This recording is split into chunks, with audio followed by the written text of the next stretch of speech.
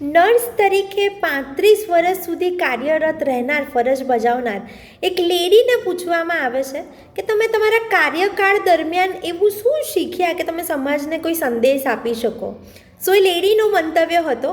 કે જો સારું જીવવા માટે સફાઈ અને હેલ્ધી લાઈફ તો જરૂરી છે જ, પણ એની સાથે મેં જેટલા પણ લોકોને પોતાના અંતિમ શ્વાસ લેતા જોયા છે ને, એની અંતિમ ઈચ્છા એવી જ હતી કે કોઈ આવ્યું છે બહાર,